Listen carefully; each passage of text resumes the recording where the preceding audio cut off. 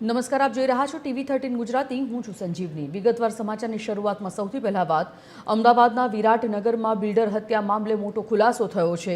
Builder Himanta Rudani હત્યા મામલે TV13 Gujarati પાસે સૌથી મોટી માહિતી સામે આવી।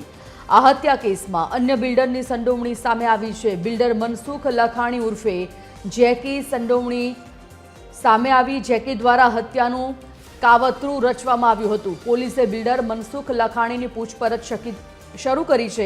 હત્યા કેસમાં ઝડપાયેલા 3 આરોપીઓએ ખુલાસો કર્યો છે। બિલ્ડર મનસુખ લાખાણી ઉર્ફે જેકીએ સોપારી આપી હતી। વર્ષ 2024માં પણ બંને બિલ્ડરના હિંમત રૂડાણીના પુત્રએ બિલ્ડર આરોપી મનસુખ લાખાણીના પુત્ર સામે 1.5 કરોડ છેતરપિંડીની ફરિયાદ નોંધાવી હતી।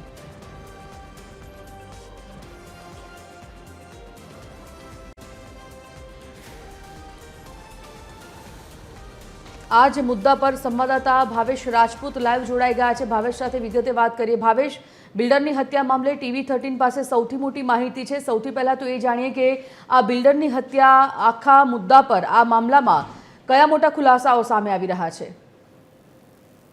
संजयनी बात करवामां आवे तो गईकाले जे रीते एक कारमांथी बिल्डरनो मृतदेह मळी आव्यो हतो अने रात्रे पोलीसने जाण थता पोलीस घटना स्थळे पहोंची हती।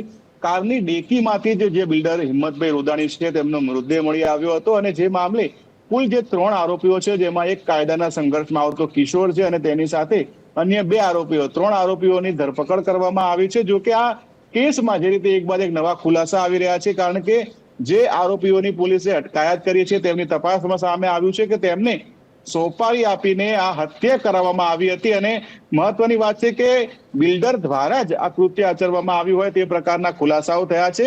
જે અન્ય બિલ્ડર છે તેનું જે રીતે નામ સામે આવી રહ્યું છે અને તેને અત્યારે પૂછપરછ હાથ ધરવામાં આવી છે।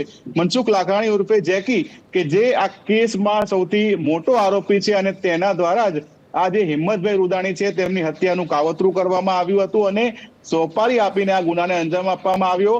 ગઈકાલે સવારના સમયે જ્યારે હિંમતભાઈ રૂદાણી પોતાના ઘરેથી નીકળ્યા હતા અને જે બાદ રાત્રિના સમયે તે પરત ન ફરતા તેમના પુત્રએ શોધખોળ કરી હતી અને શોધખોળમાં જે રીતે ખુલાસાઓ સામે થયા કે વિરાટનગર બ્રિજની નીચે કાર તેમની પાર્ક કરેલી હતી એટલે તેમના પુત્રએ ઘરેથી કારની બીજી ચાવી બોલાવી અને કારની બીજી ચાવીથી જ્યારે ગાડી ખોલવામાં આવી ત્યારે ડેકીમાંથી હિંમતભાઈ રૂદાણીનો મૃતદેહ ઈજાગ્રસ્ત હાલતમાં મળી આવ્યો। તેમના શરીર ઉપર ચપ્પાના ઘા મારેલા હતા અને લોહી લુહાણ હાલતમાં હતા। તેમનો મોબાઈલ ફોન પણ મળી આવ્યો છે।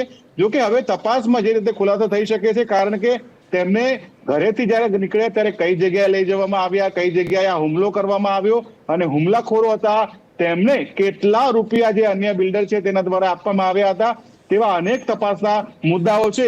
હવે અત્યારે જ્યારે મનસુખ લાખાણીની પૂછપરછ કરવામાં આવી રહી છે ત્યારે હવે તેની ધરપકડ કરવામાં આવશે, રિમાન્ડ મેળવવામાં આવશે ત્યારે મોટા ખુલાસા થઈ શકે છે।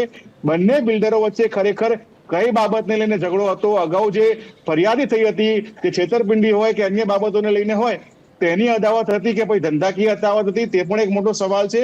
રૂપિયાની લેતી દેતી હતી કે કેમ તે પણ એક સવાલ છે। પરંતુ આ તમામ સવાલોનો જવાબ ત્યારે જ મળશે જ્યારે આરોપીઓના રિમાન્ડ મેળવવામાં આવશે। સંજીવની, ધન્યવાદ ભાવેશ જાણકારી બદલ। તો આરોપીઓના રિમાન્ડ મળ્યા બાદ આ તમામ બાબતોના ખુલાસાઓ થઈ શકે છે।